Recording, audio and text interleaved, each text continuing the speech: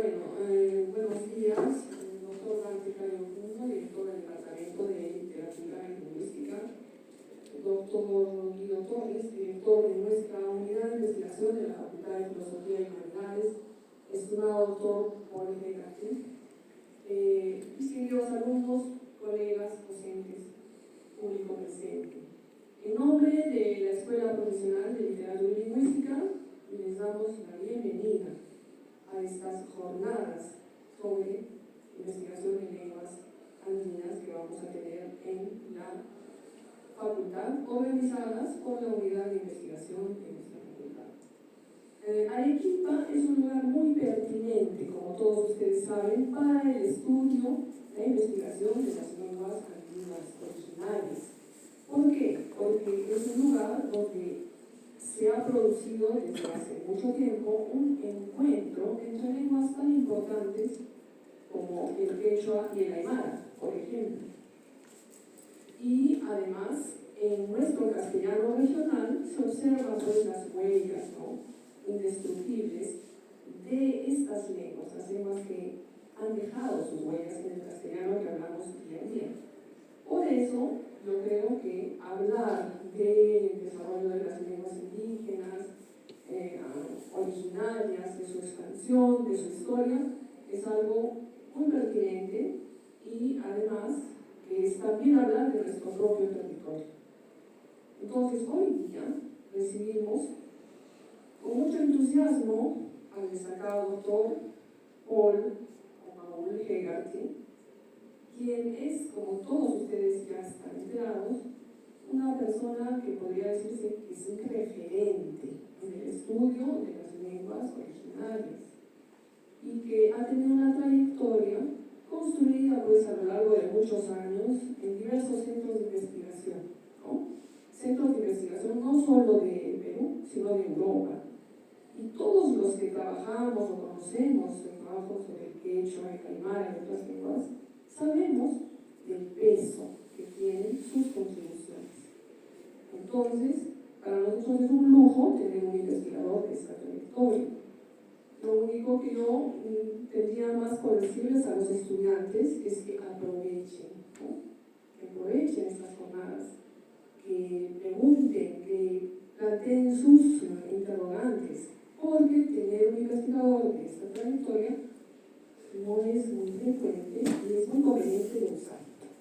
Sin más que decirles, entonces, simplemente agradecer nuevamente a la unidad de investigación de nuestra facultad por sus esfuerzos para realizar este evento, agradecer la presencia de nuestro ilustre invitado y darles nuevamente la bienvenida, jóvenes, y que tengan una fructífera jornada. Muchas gracias.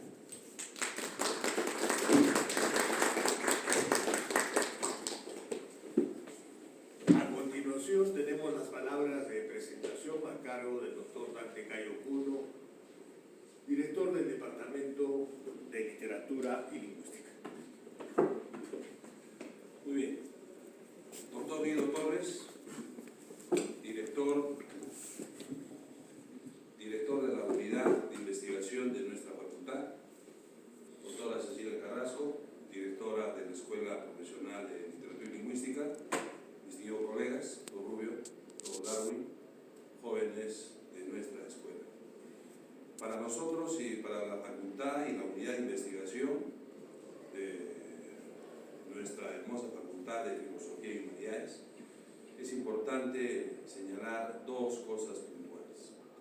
En primer lugar, la presencia del doctor Paul Hegarty en Arequipa tiene mucho valor, no solo por el gran trabajo histórico en relación a las lenguas de América y también indoeuropeas, sino que los trabajos sincrónicos y diacrónicos en relación fundamentalmente al quechua y aymara han sido fundamentales para el estudio, parece que en los últimos 20 años.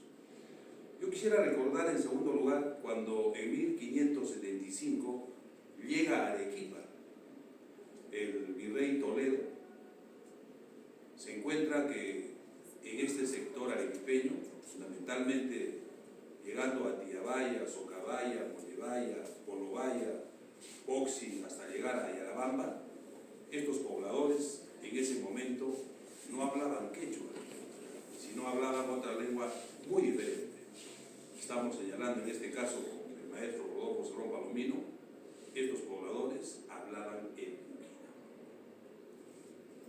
Y rumbo al sur, llegamos a Moquegua y luego a Puno, posteriormente a Bolivia. Igual, Toledo se da con la sorpresa de que en estas comunidades de habla también se utilizaba lenguas diferentes al quechua y al aymara. Era el puquina. A su regreso, muy sorprendido, en Arequipa declara como lenguas oficiales o lenguas fundamentales al puquina, al quechua y al aymara, en 1575. Todo ese desarrollo diacrónico de las lenguas han sido estudiadas en los últimos años, no solo por el doctor Paul, sino fundamentalmente en los 50 años por grandes lingüistas contemporáneos. Yo quisiera citar simplemente, por ejemplo, a dos. Quizá de manera directa no ha participado el profesor Torero, Alfredo Torero, sino Rodolfo Cerrón Palomino, Gary Parker, en el norte el profesor Quesada, en el sur el profesor Cusihuamán.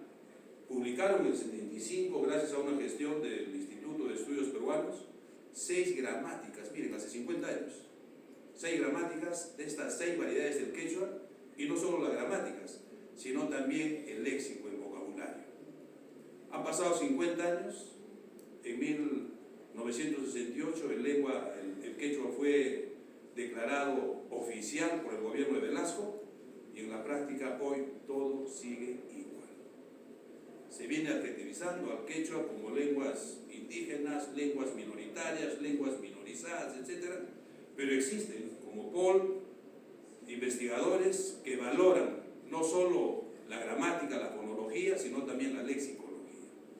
En ese contexto es importante entender que el doctor Paul Hegarty actualmente es profesor visitante de la Universidad Católica, trabajos de investigación fundamentales como aquel que hemos revisado, Arqueología y lenguaje en los Andes. En los últimos años, su propuesta sobre la clasificación de las lenguas andinas es fundamental. Yo creo que hoy Arequipa lo recibe con esta pequeña información. En Arequipa, Paul, como conoces, se habla 4 lenguas. Más o menos, de acuerdo al censo del 2017 y el 2025, alrededor de 500.000 de personas en Arequipa, en toda la región, hablan quechua. Es decir, casi un tercio. Estamos hablando del censo.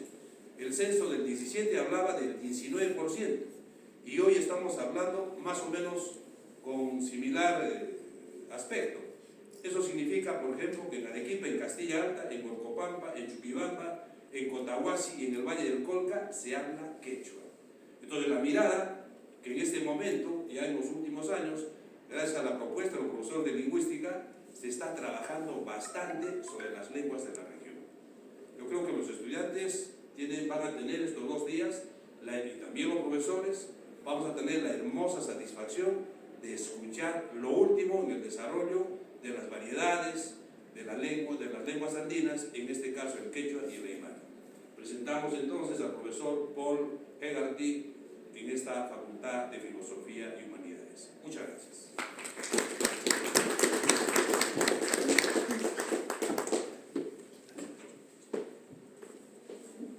Muy bien, luego de las palabras de presentación del doctor Dante Cayo, dejamos en el uso de la palabra ya para iniciar el taller al doctor Paul Hegarty.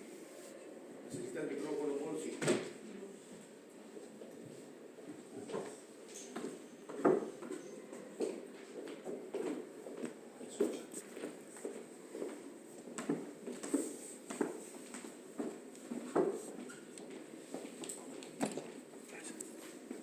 Muchas gracias por las introducciones, la presentación. ¿Se me escucha? Tal vez mejor que hablar sin micrófono. Justamente hablando, me gustó oír que se estaba hablando de la presencia del puquina aquí en la región, y creo que en una de las conferencias esta tarde me voy a enfocar específicamente en esta secuencia puquina, aymara, quechua, como en el título del libro de Rodolfo Santo Domingo, Las lenguas de los incas, que para él el puquina era la lengua primordial de los primeros incas, los incas casi míticos, ¿no? Que vinieron de Titicaca hacia la región de Cusco. Tiene una serie de publicaciones muy importantes. Ahora, recién estaba hablando con él la semana pasada, y su próximo libro es sobre los nombres de los seques alrededor de Cusco y una interpretación en puquina de muchos de los seques. Bueno, hoy día, más tarde, voy a estar discutiendo precisamente de este hecho, del hecho de que aquí no se habla, en la región de Arequipa no se habla todavía el quechua en la época de Toledo, 1575. Justamente voy a presentar esta tarde la propuesta tal vez para los bolivianos sobre todo es muy revolucionario, porque y eso, hay una serie de revoluciones, uno puede decir, en la lingüística, en la arqueología y en la historia de todo lo que era Collasuyo de los incas, ¿no? Y después de la llegada de los españoles, después del descubrimiento de Potosí, todo cambia. Y de hecho, al final, tal vez si lo anuncio así, la gente no me va a creer, pero hay un nuevo libro, un libro que salió hace 8 años de un investigador francés que vive en Bolivia, que habla, bueno, se casó con una boliviana, una nativa de Cochabamba, habla bien el quechua boliviano, y él ha escrito su libro sobre el quechua de Bolivia, con el título, bueno, en la portada una imagen de Potosí. Y luego en su tercer capítulo del libro pregunta de dónde viene el quechua de Bolivia y dice el quechua boliviano, lengua colonial. Dice que viene de Potosí y que nada que ver con los incas. Y que entonces el quechua llega a Bolivia recién en la época colonial. Y de hecho el quechua llega al sur de Perú. Es decir, a partir desde Cusco para el lago Titicaca, estoy proponiendo con un coautor mío que es historiador de la industria minera en América del Sur.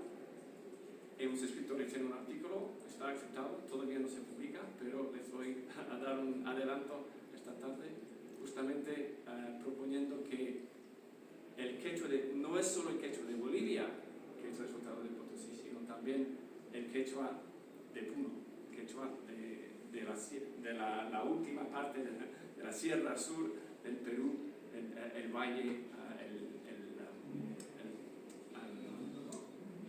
el camino, de hecho, que pasa por la raya, paso de la raya desde Cusco hasta Puno, es ahora mayormente quechua hablante, pero no lo era tampoco en esa época cuando pasó Toledo en 1575.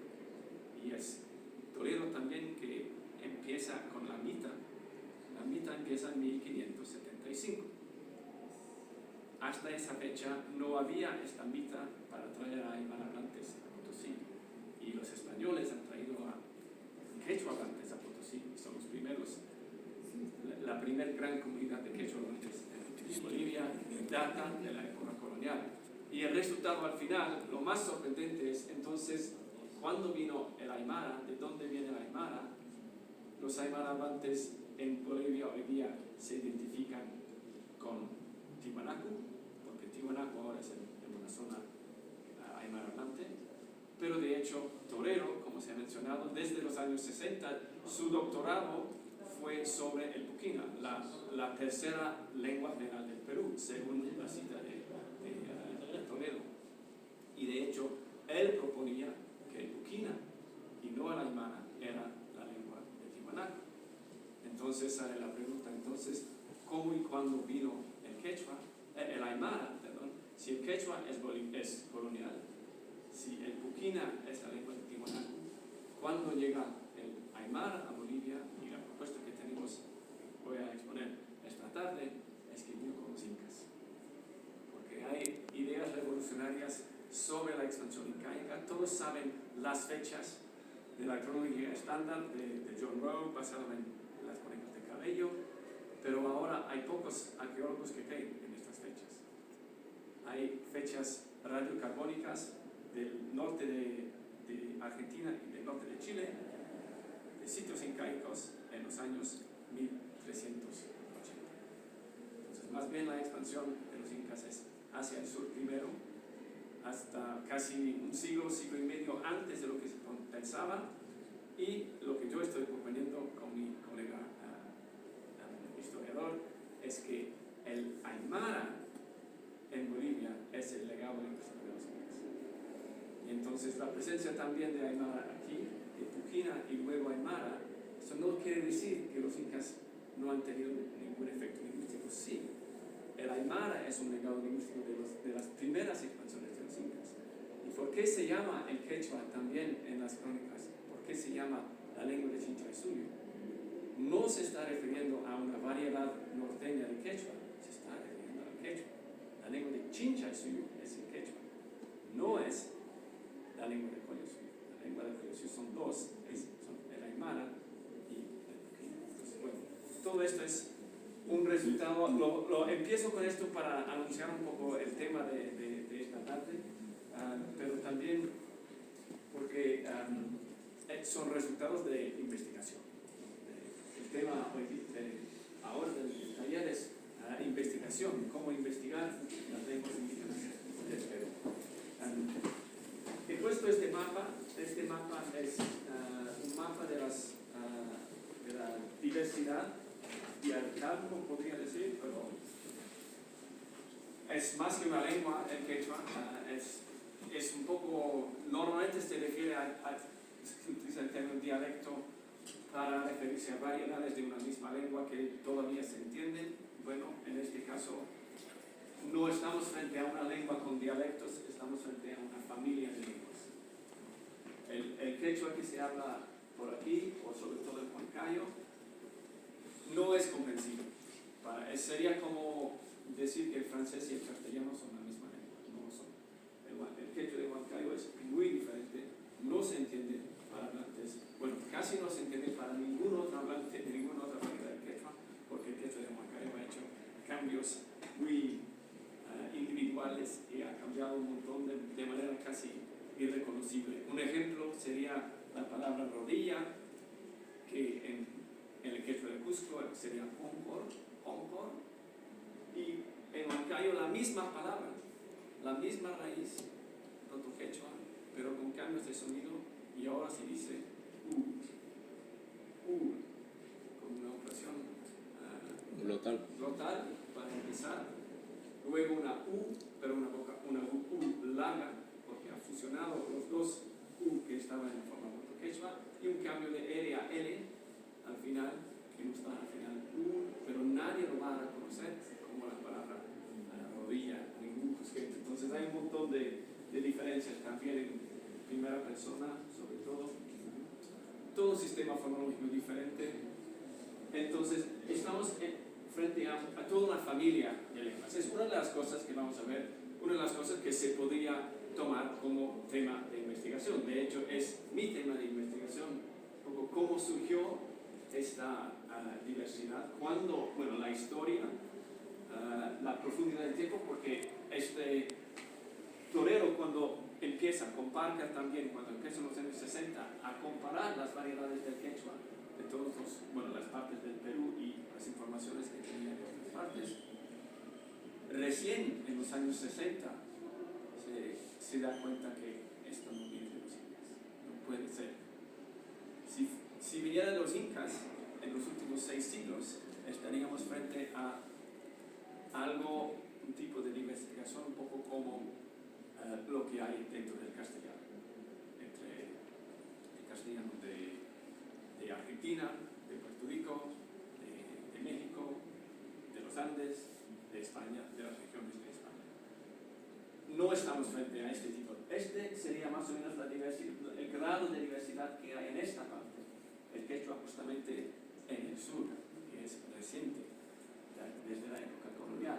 Pero el quechua, digamos, de Arequipa frente a todos estos quechuas, tiene una separación, para desarrollar tantas diferencias se necesita más tiempo. Efectivamente, probablemente toda esta diversificación ha durado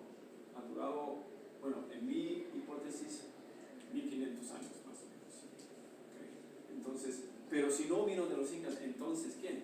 Por eso que sacamos este libro, Arqueología y Lenguaje, o Lenguas en los Andes, para tratar de identificar cuándo llega el quechua aquí, por qué, quiénes lo traen, de qué regiones, cómo llegó aquí en el norte, en la parte noroccidental y nororiental, no es la misma quechua, el mismo quechua.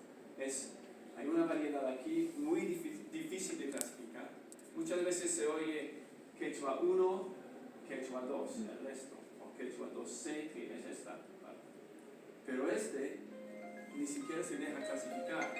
Se ha propuesto que es quechua 2A, pero en muchos aspectos parece más a quechua 1 en su vocabulario que a quechua 2. Entonces, de hecho, se ha tratado de crear estos árboles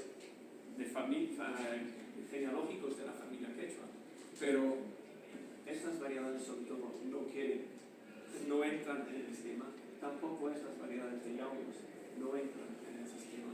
Entonces, para tratar de entender todo eso, tenemos el caso de las lenguas romances, por ejemplo, de Europa, y ahí sabemos que todas las lenguas romances vienen de la lengua romana, el latín.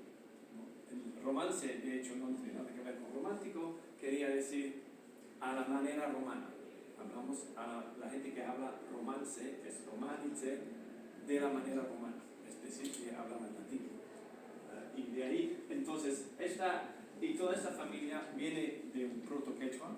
El latín era el proto-romance.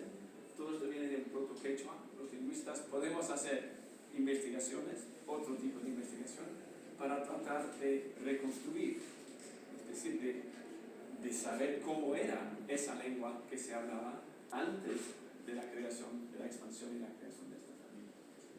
Entonces, este es mi campo de investigación desde décadas, sobre todo tratar de entender la clasificación, la estructura de la familia.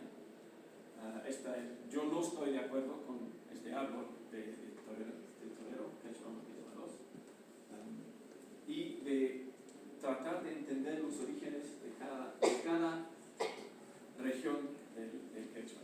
Voy a estar hablando esta tarde, más que todo, del origen. Bueno, empezamos con es un artículo que al principio pensamos, ok, tal vez el francés, Alexis Pierrat, tal vez tiene razón, es únicamente colonial, entonces vamos a poder explicar todo este quechua. Y a medida que avanzamos con la investigación, mi amigo historiador, entonces él hizo su investigación no en lingüística, sino en la documentación histórica, fuentes secundarias en muchos casos. Hay mucha literatura sobre la historia de Potosí, los impactos de Potosí, pero no se concentran en el impacto lingüístico, casi nada. Observa que sí se hablan varias lenguas en Potosí, ¿no? Los pitayos, muchos hablan aymara. No hacen lo que queremos hacer nosotros, es entender, relacionar la historia con la lingüística. Y entonces él está mirando la mitad, el mano de obra forzado. Cada 7 años, se tomaba la séptima parte de la población masculina de toda una zona que llegaba casi hasta Cusco, llegaba también casi al norte de Argentina. Y entonces decenas de millares de trabajadores que tenían que ir a trabajar un año en Potosí. Potosí pasó a ser la ciudad más grande, con mayor población, de Bolivia, pero de los Andes, pero también de América del Sur, pero de hecho también de toda América. Era durante más de un siglo la ciudad más grande de América, del hemisferio occidental. Nada que en New York no existía, ¿no? Hay que pensar hay algunas cifras que voy a explicar esta tarde.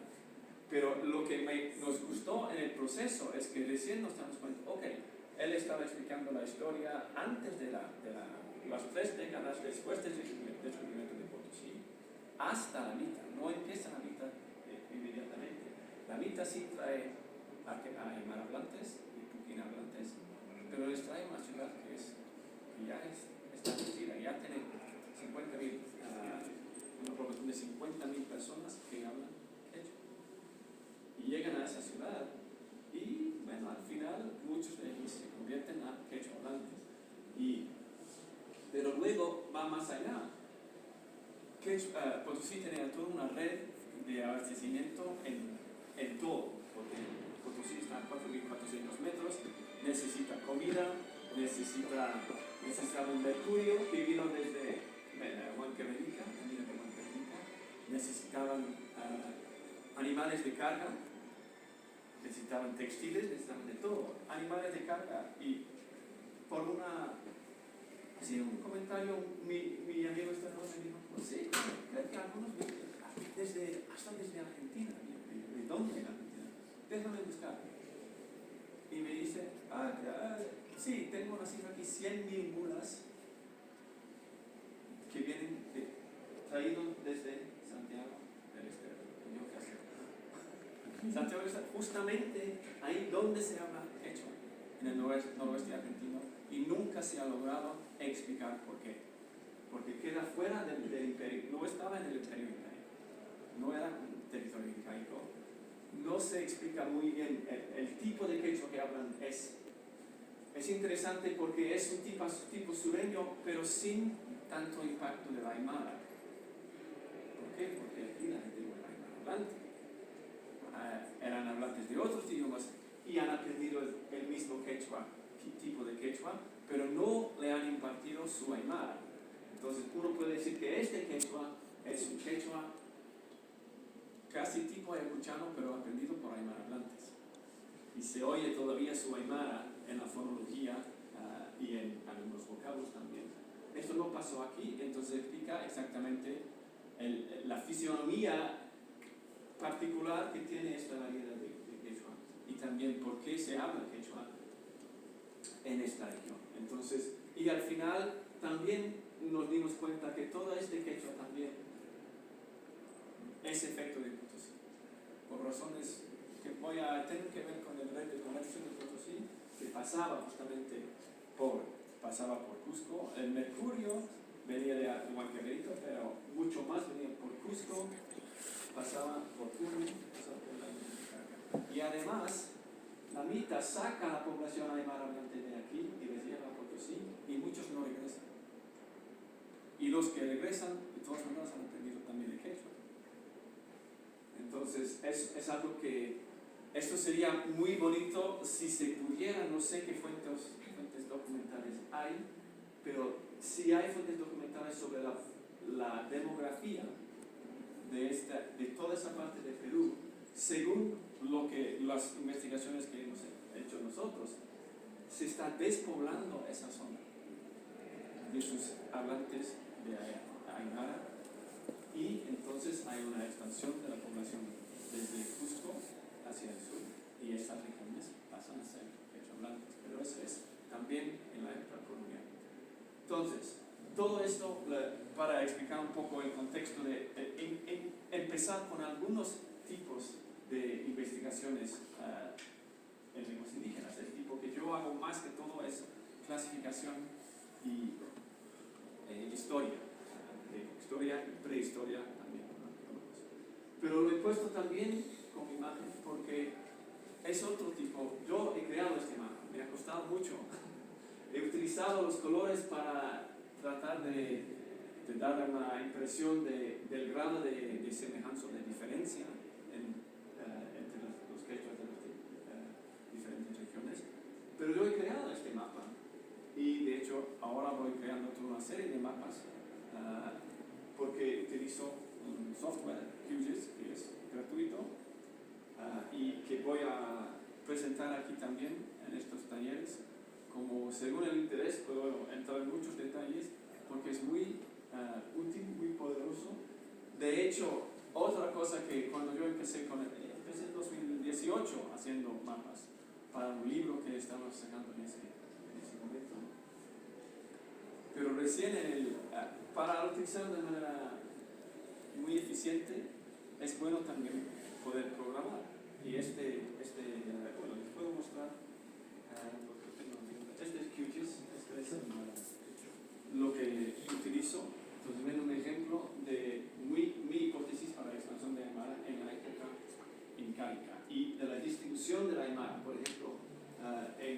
Cochabamba, lo que hoy día es el valle de Cochabamba, de hecho, hoy día es puramente quechua hablante, pero si uno mira, hay investigaciones de toponimia y de hecho hay topónimos poquinas en esta región. Y cuando los incas hacen estos movimientos masivos de poblaciones y traen a gente de todo el altiplano hacia Cochabamba, no es en ese momento que van a traer el quechua, porque el quechua no está. El aymara sí está.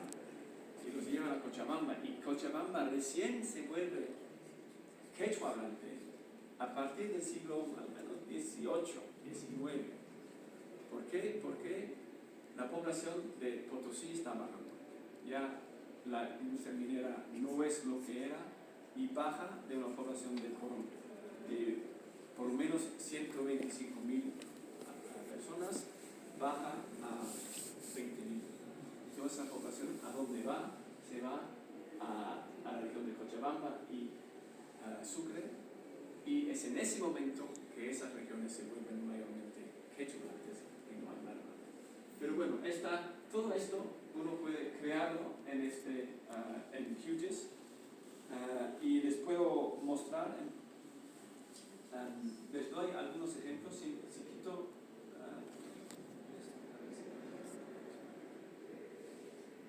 todas estas cosas son cosas que he creado yo. Puedo quitar mis flechas de extensión, aquí está toda la aymara, pero uno puede, aquí está el fondo geográfico, entonces lo puedo quitar en varios niveles, puedo aumentar y quitar todo.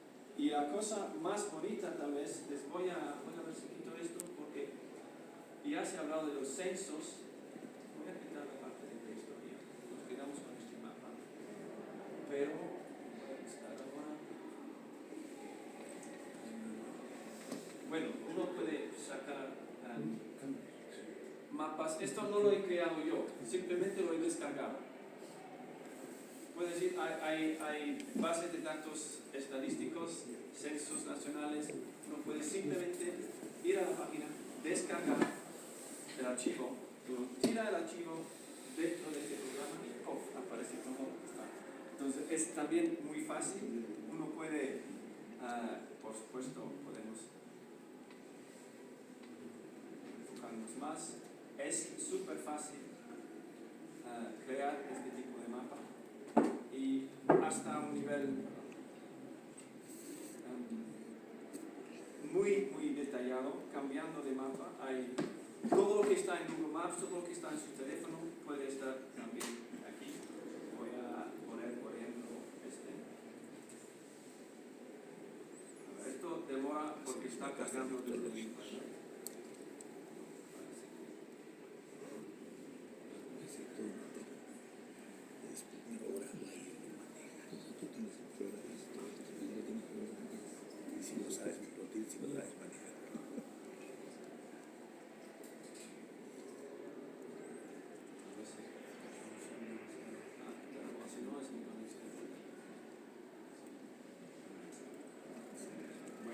Voy a tratar de, esto será para el taller mañana, si no, normalmente con estos se puede descargar cualquier mapa. El mapa de, bueno, Google no está abierto con OpenStreetMap, sí, me da un poco pena. Eso lo voy a tener que arreglar para mañana. Está con su celular.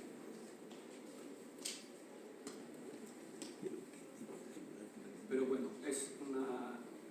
podemos ir aquí.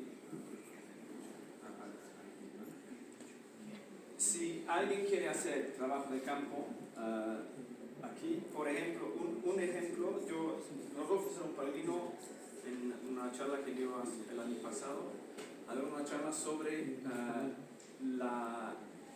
las islas de Antaní y Caquillo. Él fue allá a hacer un trabajo de campo, entrevistas con gente del lugar, preguntando también a algunos que no hablaban quechua, pero sí sabían los nombres de todos.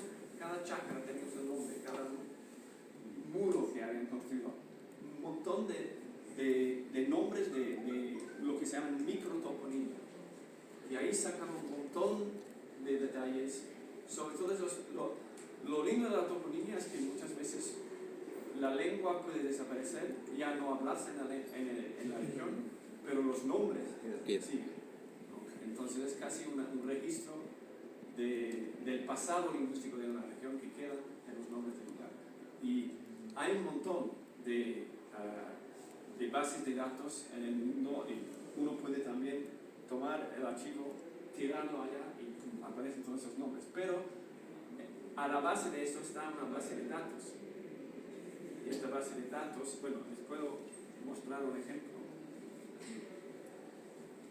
Esta base de datos también se puede filtrar, se puede analizar. Es una...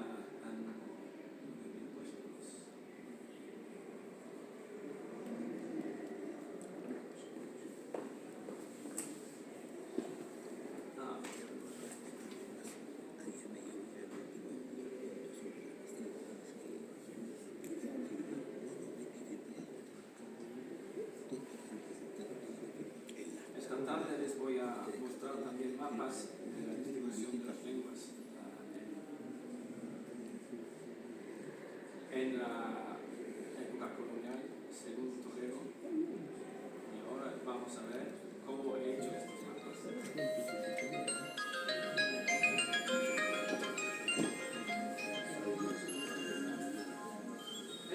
Lo que están viendo ahora es el mapa de Torero, publicado en 1975. Él ha publicado su mapa.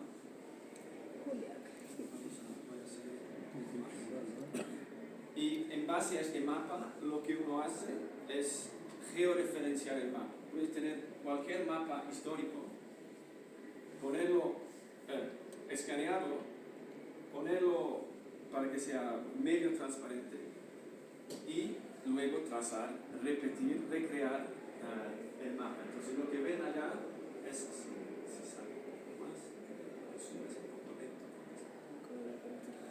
verán que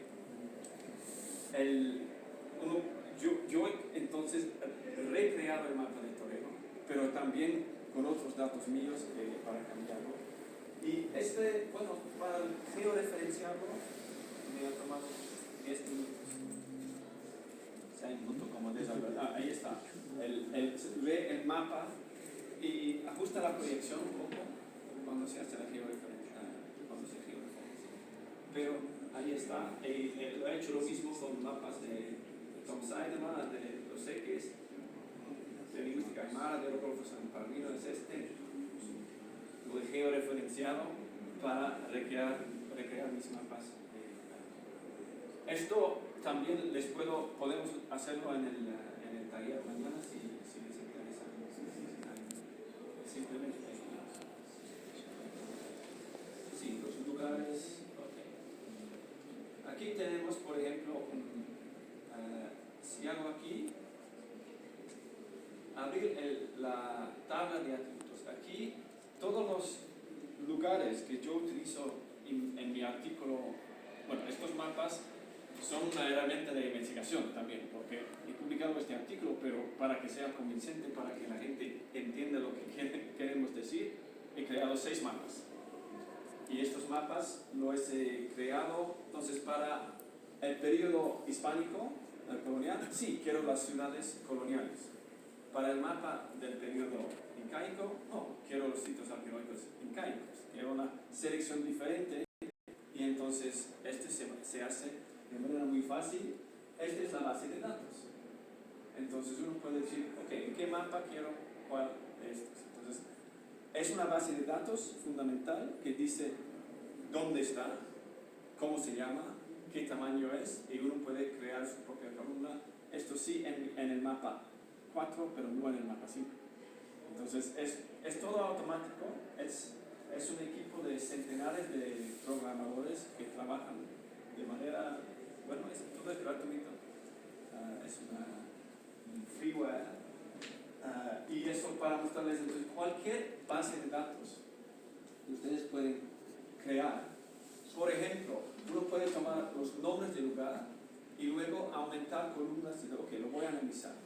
Ya se han mencionado muchos pueblos por acá que se terminan en Waya o Waya, que es un topónimo clásico Puquina, ¿no? Y entonces hay otros, Coa, Laje, hay una serie de topónimos que se han identificado como elementos que son palabras Puquinas.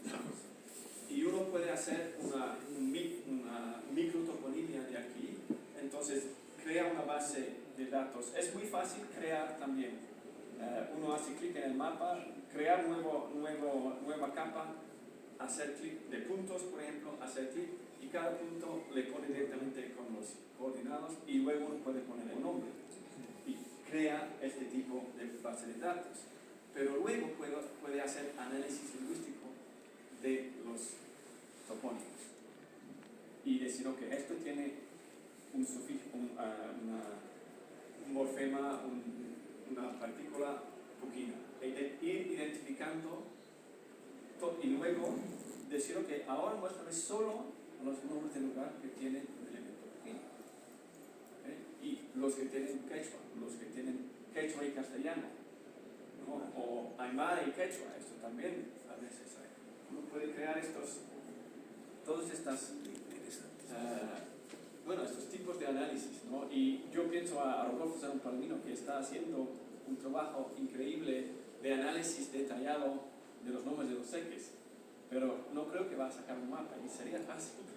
Podría sacarlo con no creo que Rodolfo utilice QGIS, pero si algunos estudiantes quieren colaborar con él y mostrarle lo impresionante que puede ser, tal vez entonces hasta ahora he empezado con algunos ejemplos de tipos de investigación, pero para tratar de, espero que se pueda leer. Sí, se lee bien. Para tratar de dar un poco de esto, porque ustedes son estudiantes tal vez de literatura, tal vez con interés en lenguas, tal vez con hablantes o con hablantes en la familia, con intereses diferentes. Uno hace un curso de lingüística y literatura, puede tener, son disciplinas muy amplias, y entonces tratando de dar algunas cartas para pensar en qué me interesaría hacer, qué podría hacer. Entonces, yo presento la lingüística como disciplina más o menos así. Cuando yo estudié lingüística por primera vez, había una separación muy clara. En el eso era muy enfocado teníamos un año. Yo llegué a Cambridge, digo, un año para hacer la lingüística. Bueno, habíamos estudiado lenguas y lingüística antes, pero lo organizaron de esta manera. El primer semestre teníamos que aprender lo que llamaban análisis teórico y todos los niveles del lenguaje. Entonces, fonética, fonología, morfología, sintaxis, semántica, lexicología. Y el análisis de la lengua, de la estructura de la lengua, cómo funciona su sistema de sonido, cómo funciona, bueno, en este caso aplicado al quechua. Pero en la lingüística se hace todas esas disciplinas, todos son los diferentes aspectos o niveles del análisis lingüístico, hasta la estilística y la pragmática también. Luego, en el segundo semestre, teníamos que aplicar estos conocimientos de base de cómo funciona una lengua a varios campos diferentes. Entonces, a la lingüística histórica, el cambio a través del tiempo. Bueno, las lenguas pueden cambiar en su pronunciación, en su morfología, en su sintaxis, en su pragmática, hasta eso es mucho menos estudiado, pero uno tiene que conocer la base de cómo funcionan las lenguas para analizar en qué se han cambiado y cómo. Y lo mismo, la diversificación geográfica, si uno quiere hacer la dialectología, por ejemplo, para discutir de las diferencias entre las variedades del quechua, hay que discutir las diferencias en el sonido, en el sistema de morfología. Entonces, estas son como preguntas, aspectos de la lengua que uno puede analizar, pero también hay aplicaciones. En la sociolingüística es igual, ¿no? Hay diferencias sociolingüísticas entre diferentes niveles sociales, pero diferencias ¿en qué? En el vocabulario que utilizan, en la pronunciación, en la gramática. El contacto entre las lenguas es otro tema. El contacto puede tener efectos, bueno, los efectos normalmente más simples son los préstamos, pero con contacto más intenso se puede cambiar, puede tener efectos en la pronunciación y hasta en la gramática. En el caso del contacto entre lenguas muy diferentes, la cosa que da el efecto de contacto más poderoso, acabo de hacer referencia a esto, es cuando hay una población que cambia de lengua. Es una población que antes hablaba una lengua y un par de generaciones cambia a otra lengua, pero mucho de la primera lengua queda en la pronunciación, ¿no? Los efectos de subestrato que son bastante fuertes en el castellano andino, ¿no? Los efectos de subestrato. De hecho, en el norte de Perú hay una zona muy interesante para investigar porque el quechua de esa zona es muy diferente porque caen muchas vocales, ¿no? Entonces, en vez de hay una estructura que parece que tienen acentuación en la primera sílaba. Entonces, una palabra como paicuna, pai es él o ella, cuna plural, ellos o ellas, paicuna. Pero en esa región no hacen el cambio de acento tónico, no siempre en la penúltima sílaba, queda en la primera a veces. Y entonces no es paicuna, sino paicuna. Pero cuando hacen esto, en esa región, muy probablemente por efecto del subestrato, de hecho, dicen más bien paicuna. Pierden la segunda sílaba. Y hay regiones también donde, bueno, en Chachapoyas también sale pegna. Pegna es paicuna. Porque en cambio hay a e, que no es muy, cuando uno piensa a cómo se escribe en inglés la palabra día, day, a, y, que es tag en alemán, era un consonante ag en alemán, cambia a ayot, dai, y luego este diptongo cambia a day, y en la región de donde vengo yo, la pronunciación es de, es e largo. Entonces es igual a lo que pasa con paicuna, peguna, dicen en ciertas regiones, pero pegna, caída de la vocal.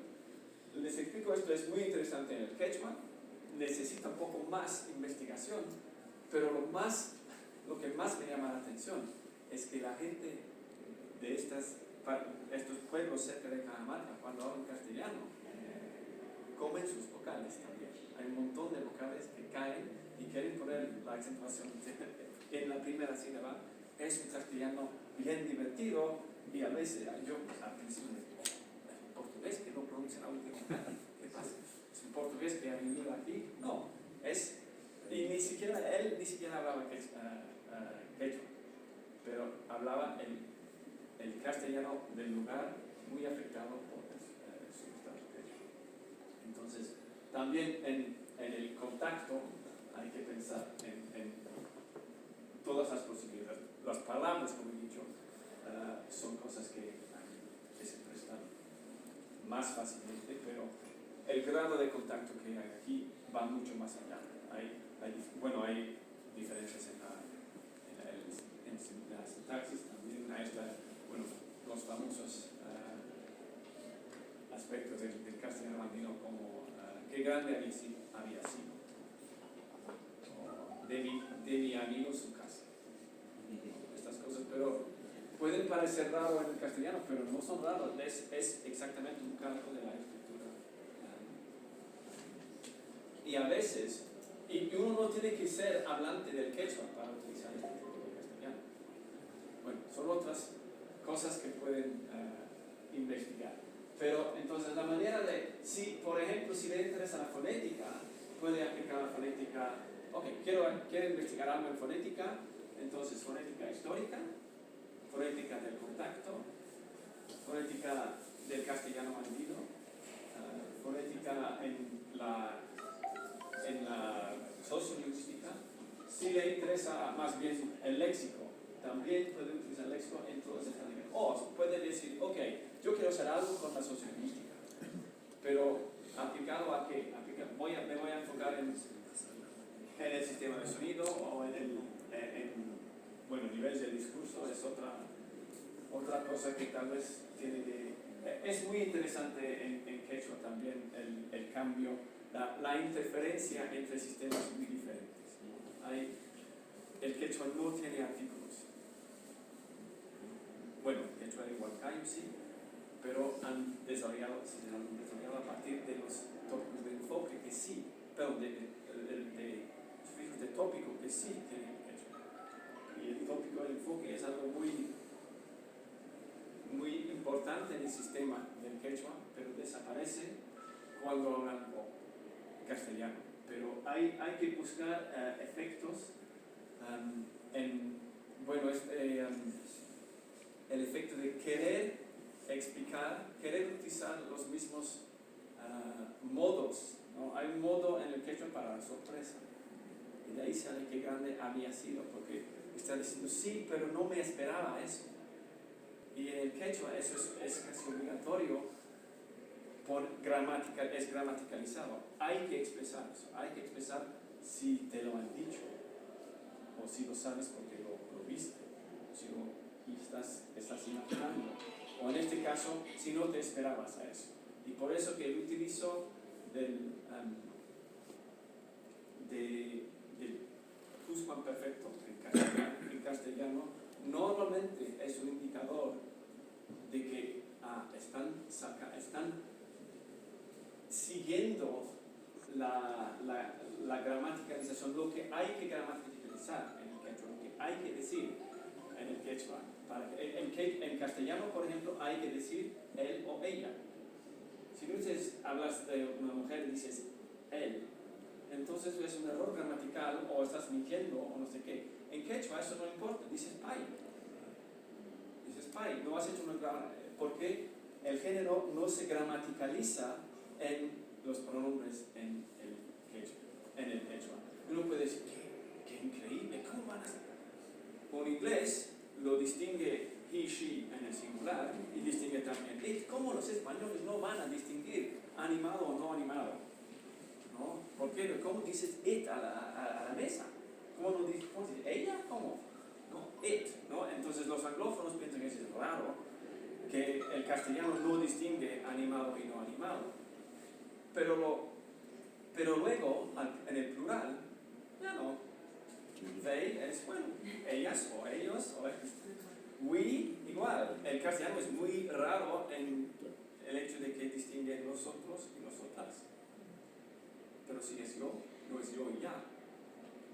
Entonces todas estas diferencias son uno puede mirar las diferencias entre el castellano y el quechua o el aymara como, ok, cada diferencia, que hay efectos de esta diferencia. Surge en el castellano andino. Un ejemplo que me llamó mucho la atención cuando estaba hablando con mi gran amigo Hipólito Peralta, no sé si conocen la película Los ojos del camino, ha hecho una película largometraje enteramente en quechua. Y él me dijo, en un momento, estábamos hablando de una canción y me dijo, te lo canto. ¿Lo cantas? No, te lo canto. El himno nacional, te lo canto. Sí. Esta canción, te lo canto. Sí. ¿No te la canto? No, pero aquí decimos te lo canto. Es que te lo canto para ti. Sí, pero la canción, no. Sí, pero te lo canto, se dice aquí, ¿no? Y entonces, ok. Y uno ve muchos análisis de los quechua hablantes que no dominan el género en el castellano, porque eso no lo tiene el quechua.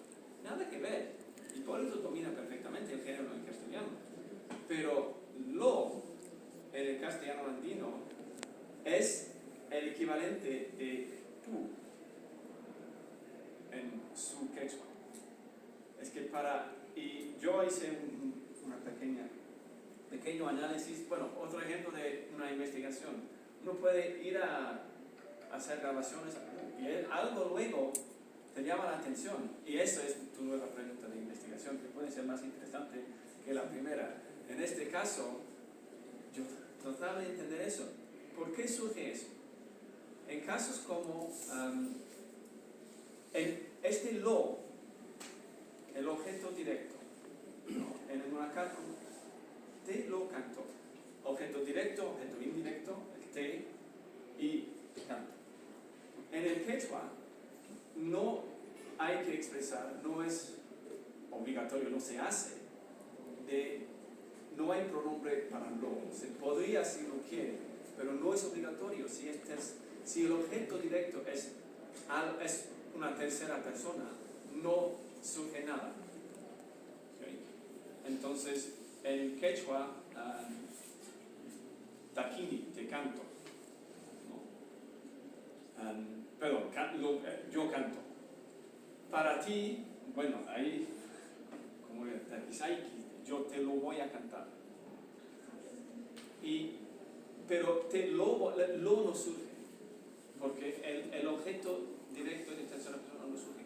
Pero si te lo estoy haciendo para ti, eso sí surge, y tienes que poner tú. Pero eso en castellano no es necesario. Te leo o te canto una canción. Si hay un objeto directo como lo, entonces el te se sabe que no te estoy cantando, tú no eres la canción que estoy cantando, es para ti. Pero eso es obvio porque lo existe como el objeto directo, entonces el te tiene que ser indirecto, para ti. El quechua, en el castellano no hay que aumentar algo para decir que es indirecto, pero sí hay que expresar el objeto directo. En el quechua, exactamente el mismo contexto, no hay que distinguir el objeto tercera persona, pero sí hay que aumentar algo para distinguir que yo no te estoy cantando, tú no eres la canción, sino para ti. Entonces, en el quechua surge te algo más y canto, en el aymara, en el castellano surge te algo más y canto, y el algo más es lo en el castellano, pero es pu en el quechua, y no corresponden, pero surgen en los mismos contextos. Entonces los hablantes del quechua oyen te lo canto y suponen, ok, eso es lo que tiene que ser mi pu, tiene que ser en beneficio de alguien, porque en quechua no van a decirlo para decir el objeto directo, que eso no se menciona, pero necesitan algo que quiere decir para ti. Entonces el lo, el castellano andino ha surgido así, por esa diferenciación es más fácil cuando, si lo muestro, perdón. Pero este no es el equivalente directo, pero es el equivalente en la práctica de un sufijo que surge o no, ¿no? Entonces hay esta identificación. Y eso me dio un tema de investigación simplemente porque me llamó la atención esa diferencia. Bueno, como he dicho, este mapa es producto mío a partir de utilizando QGIS, es una herramienta que podemos utilizar, podemos ver mañana tal vez en detalles de un ejemplo de herramienta de investigación. Pero lo que he puesto aquí, he puesto simplemente algunas diapositivas para distinguir. Vamos a pensar en preguntas de investigación, métodos de investigación, herramientas de investigación y recursos de investigación. Casi vamos a tener tiempo para eso, pero uno puede pensar entonces en recursos, herramientas, métodos y preguntas, ¿no? La pregunta de la investigación es ¿qué vamos a investigar? ¿Qué aspecto? Normalmente uno empieza con una pregunta de investigación. Y por eso que he mostrado con es casi un croquis para ayudar a reflexionar a qué preguntas, en qué campo van a buscar una pregunta de investigación. Como he dicho, niveles del lenguaje, diferentes dimensiones, y luego en dimensión del tiempo. Entonces, niveles de lenguaje es este lado del esquema, y luego hay yo he puesto 3 dimensiones, ¿no?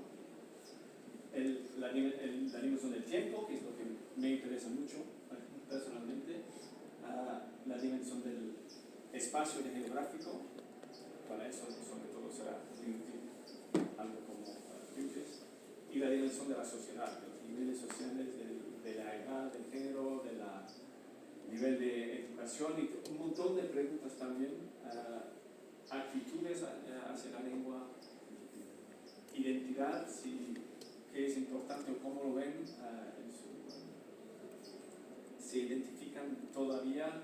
A veces hay países también donde la lengua ha desaparecido y la gente todavía es casi una lástima que la gente, bueno, yo soy un ejemplo, mi apellido es Haggerty, es irlandés, yo no hablo irlandés. Eso hace 5 o 6 generaciones seguramente han dejado de hablar irlandés. Y es un poco raro, y hay muchos irlandeses que, bueno, quisieran hablar el irlandés, pero es algo muy difícil. Si uno habla, bueno, difícil, muy diferente del inglés. Y entonces, lo mejor es no perderlo, porque volver a aprender es muchísimo más difícil y requiere mucho más. Y hay gente que se siente un poco menos irlandés porque no hablan en irlandés. Algunos sí hablan todavía, pero son pocos, son 40.000 hablantes de irlandés. Un país de 5 millones.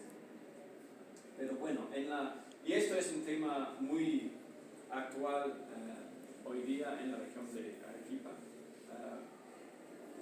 Bueno, no sé qué proporción de gente aquí puede tener un apellido no español, pero seguramente hay algunos.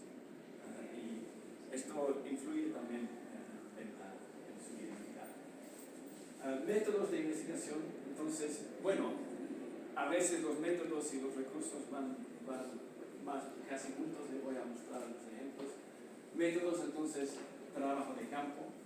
Si uno quiere hacer un trabajo de campo, hay varias cosas que se puede pensar. Bueno, recolección de datos, vocabulario local, hay mucha variación a veces que es casi variación ecológica. Esta tarde también tengo 2 ponencias esta tarde. La segunda es sobre la ecología en el pasado antiguo, y justamente el quechua es la única lengua que yo conozco que tiene, bueno, el origen de su nombre es un piso ecológico, la zona quechua. Y es un caso, bueno, bien raro, pero en el contexto andino se entiende. Y de hecho, muchas veces he dicho, bueno, es fortuito esa relación. No lo creo nada. Hay un artículo de César Vitier, lingüista historiador francés, sobre lo que él llama la nomenclatura incaica de las lenguas. Y que en el sistema incaico se distinguía 3 tipos de lenguas: quechua simi, yunga simi y jama simi. El yunga de las tierras calientes, jama simi se consideraron las lenguas de afuera, las minoritarias, pero dice no, en ciertas regiones jama literalmente quiere decir de arriba, de más arriba, fuera de las valles, de los valles quechua, ¿no? Entonces, pero lo que pasa muchas veces es que si hay especies locales o simplemente nombres locales para una especie de plantas o de animales, cuando llega una nueva lengua, estos son un poco como topónimos. A veces estas palabras quedan. Son palabras bastante específicas. Si los quechohablantes que llegan al cañón de Colca llegan y, bueno, hay plantas ahí que ellos no conocen. O cambian de nivel de piso ecológico. Y no conocen, piden a la gente local cómo se llama. Y esa palabra entra en su vocabulario. Un buen ejemplo es que en castellano, ¿cómo se llama la llama? ¿Cómo se llama el puma? ¿Cómo se llama? Estos nombres vienen todos de las papas, ¿no? Vienen de la lengua original de la zona. Entonces, y luego por el castellano se han expandido a todo el mundo. Pero bueno, ¿cuál es la palabra quechua más utilizada en el mundo?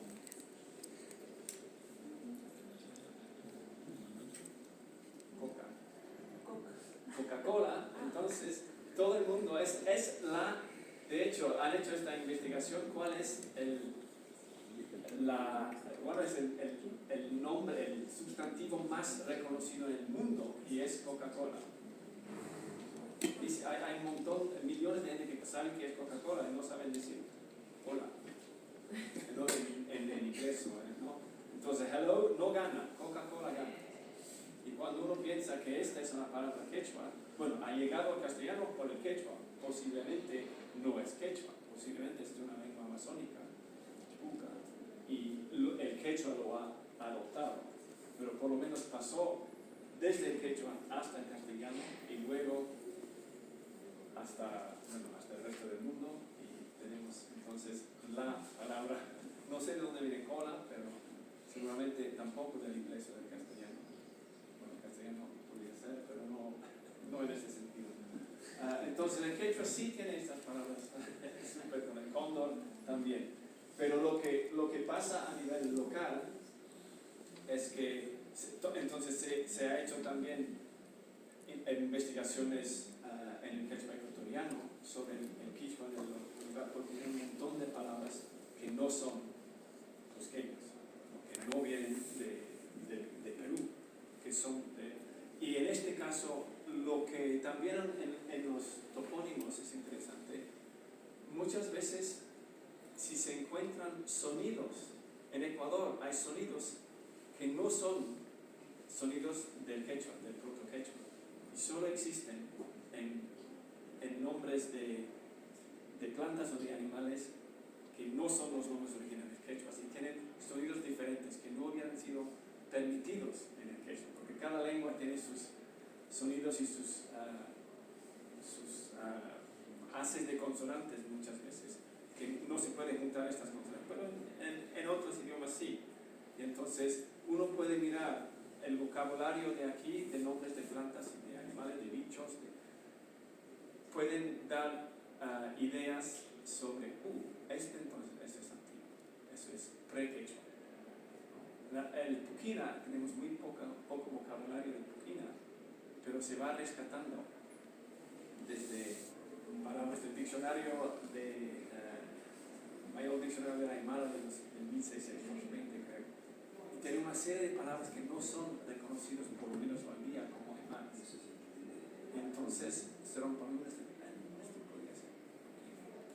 Pero han registrado en el Aymara de si no, el puquina ha desaparecido. Está tratando de rescatar el vocabulario puquina de esta manera. Y sería posible también en esta zona. Bueno, yo sé que tenemos en total 3 horas, creo que sería tal vez bueno hacer una pausa en el medio, no sé qué decir. A las 10:30, ¿te parece, Paul? ¿Ya? Ok. 10 minutos más. 10 minutos más. Entonces, esta es una recomendación como posible objetivo, también pregunta, pero en trabajo de campo. Trabajo de campo, la otra cosa que se hace a menudo son entrevistas. Yo en noviembre del pasado fui a hacer un serie de campo con 3 estudiantes de la maestría de lingüística y nos fuimos a Cañaris, en el norte de Perú. Fuimos a Chiclayo y luego 7 horas en minivan para llegar a Cañaris. Y bueno, yo hice unas grabaciones con un estudiante que estaba empezando fonética, él me acompañó. Las 2 demás estudiantes se fueron a la iglesia a hablar con las monjas en el pueblo y sacaron luego eso era el trabajo para sobre las entrevistas y sobre las actitudes de la gente. Y de hecho se interesaban mucho porque en ese pueblo, casi todos hablan todavía, hablan quechua, pero son las mujeres que hablan más.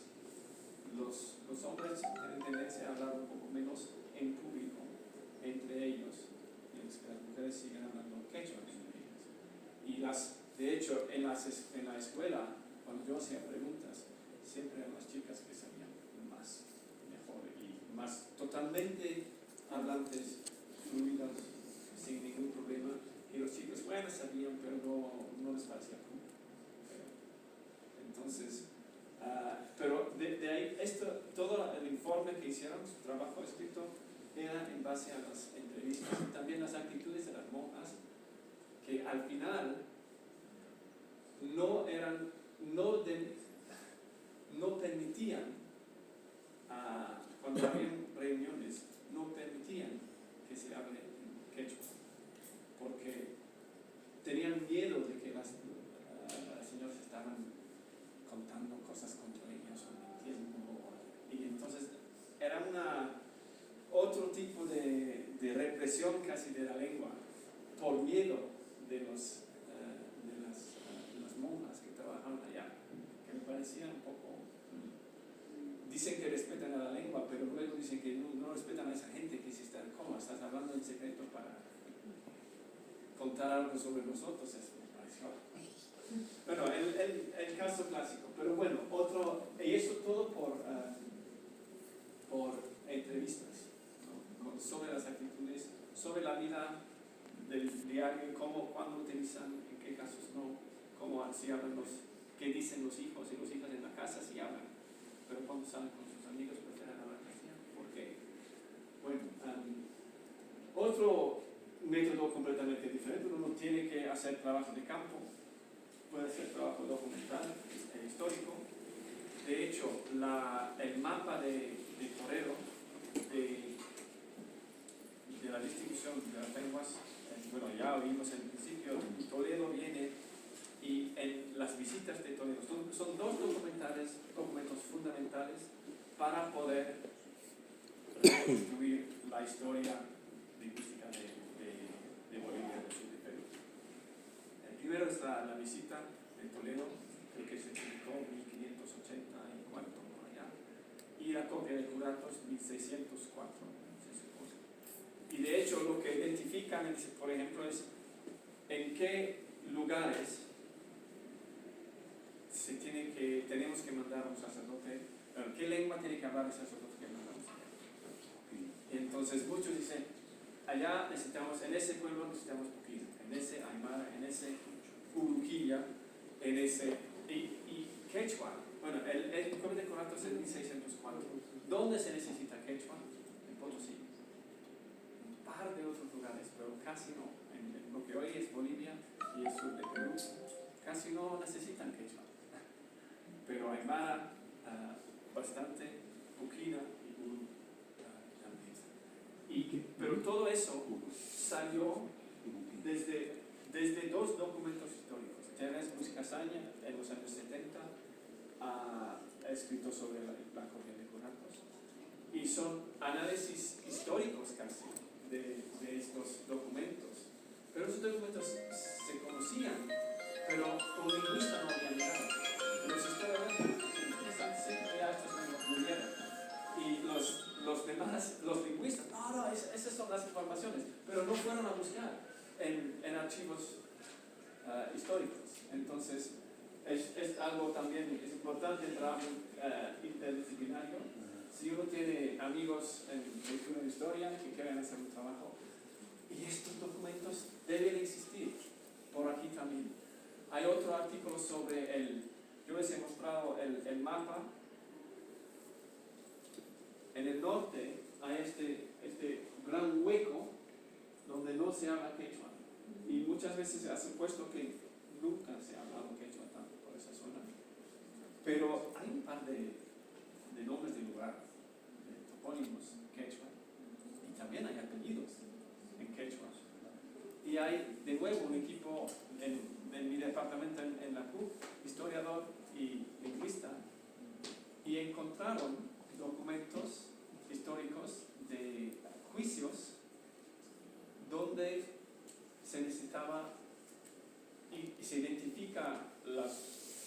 personas y a veces dicen necesitamos un intérprete quechua porque esta persona viene de este lugar y este lugar está aquí en el hueco, en el vacío. Entonces han sacado un mapa de hecho ya se sabe que se hablaba más quechua allá de lo que se piensa, porque en el siglo XVII, XVIII tenemos estos registros coloniales de gente que necesitaba un intérprete porque venía de X lugar. Y ya desde 150 años nadie habla quechua allá, pero entonces es otro ejemplo de trabajo documental que nos puede ayudar a reconstruir el pasado. Perdón, doctor Hegarty. Ahora sí hacemos una pausa de 10 minutitos. ¿Ya? Por favor. ¿Listo? Perfecto. Una pausita de 10 minutos para todos. Bueno, en la segunda parte vamos a querer